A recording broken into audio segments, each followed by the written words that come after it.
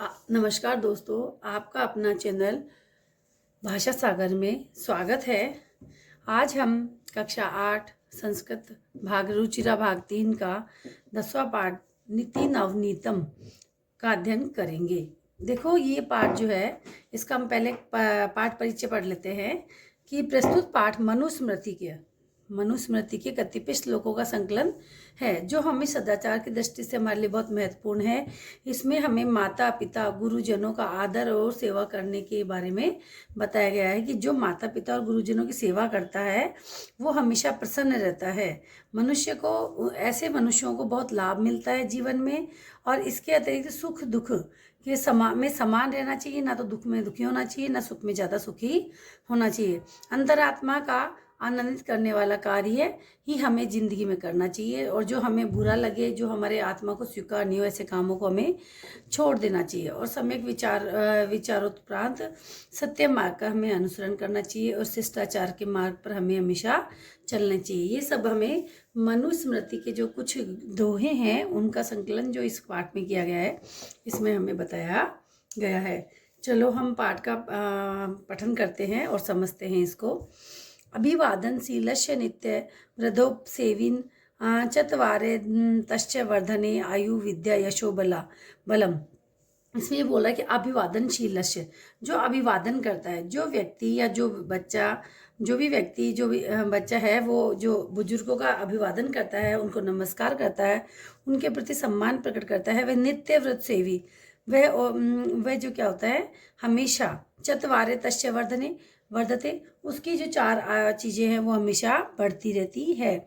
आयु, विद्या, यश और बल, ये चारों चीज़ें हैं जो उसकी हमेशा बढ़ती रहेगी अगर वो बड़ों का सम्मान करेगा, अगर वो बड़ों के प्रति अच्छा भाव रखेगा तो। ठीक है, आगे है, ये माता पितरों कलेश सहते संभवते नृणाम तस्य निष्कृति शक्या कर्तु वर्षे तेरेपी। मतलब इसमें ही बोल रहा है कि जो माता पिता है ना हमारे, वो हमें पैदा करने में, है ना, हम बहुत कष्ट सहते हैं, तो हम उनके जो ऋण होते हैं ना, उनको हम 100 जन्मों में भी उतार नहीं सकते हैं।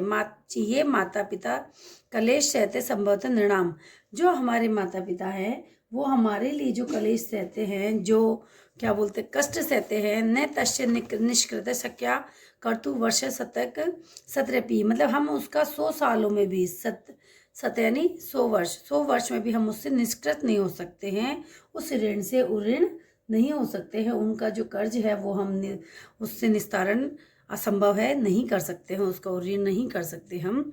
इसलिए हमें माता पिता की हमेशा सेवा करनी चाहिए। तर्यो नित्य प्रिय कुर्यादाचार्यस्य च सर्वदा तष्टेव त्रिषु तुष्टेषु तप सर्वे समाप्यते। ये बोल रहा है कि इसमें जो मनुस्मृति के दोहे हैं, इसमें अगला पद जो है इसमें ये समझाने की कोशिश कर रहा है कि त्रियो नित्य, तो हमें जो प्रतिदिन वही कार्य करना चाहिए। प्रिय कुर्यादाचार्यस्य च सर्वदा, जो हमारे माता पिता हैं, तीनों जो हैं, जैसे माता पिता और गुरुजन, उनको जो प्रिय लगे वही कार्य हमें करना चाहिए। तस्टेव त्रिषु, क्योंकि उनकी संतुष्टि से, तुष्टेशु यानी संतुष्टि से जो फल मिलता है वो तप जो है हमारा सबसे बड़ा तप होता है। उनकी सेवा करके उनको प्रसन्न करने का जो तप है वो सबसे बड़ा तप होता है, और सर्व समाप्य, उसके आगे सारे समाप्त हो जाते हैं, सारे तप बेकार होते हैं। सबसे बड़ा तप है माता पिता और गुरुजनों को प्रसन्न करना, उनकी सेवा से जो फल मिलता है वही फल हमारे जीवन को अमृत बना देता है, बाकी सब तप बेकार है।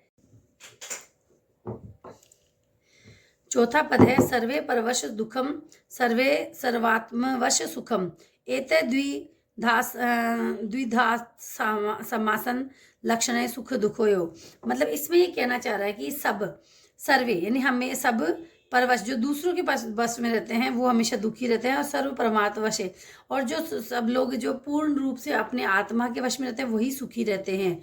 एतद् द्विधात समासन लक्षण है, यही दोनों में यही लक्षण सबसे बड़ा है कि हमें सुख और दुख को जो जानना है ना, तो वो जो जानने का तरीका यही है कि हम अपने, जो व्यक्ति खुद के वश में रहता है वो हमेशा सुखी रहता है, और जो दूसरों के वश में रहता है वो दुखी रहता है। और इसी लक्षण के द्वारा हम सुख दुख को संक्षेप में जान सकते हैं, समझ सकते हैं। ठीक है, अगला पद देखें।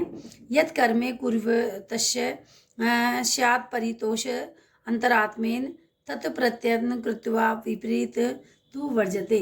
इसमें भी ये बहुत सरल है, और इसमें भी कहना चाह रहा है कि हमें हमेशा वही कर्म करना चाहिए जो हमारी अंतरात्मा को, यत् कर्म यानी वह कर्म करना चाहिए, कुर्वश्यो वह कर्म करना चाहिए, सत्य परितोषा अंतरात्मा जो हमारी अंतरात्मा को संतोष दे, है ना, जिससे हमारी आत्मा को संतुष्टि मिले, वो काम हमेशा हमें करना चाहिए। तत्प्रयत्न कुर्वीन विपरीत वर्जते। और इसके विपरीत जो कार्य होता है, यानी कि जो कार्य करने से हमारी आत्मा को दुख पहुंचे, हमारी आत्मा विचलित हो जाए, ऐसे कामों को हमें वर्जते यानी छोड़ देना चाहिए, उससे दूर रहना चाहिए, ऐसे कामों से जो हमारी आत्मा को स्वीकार नहीं हो। ये पद देखिए। दृष्टिपूते न्यस्पादम वस्त्रपूतम जलम पीबते सत्यपूताम वेदे द्वाचम ममे पुतम समाचरते।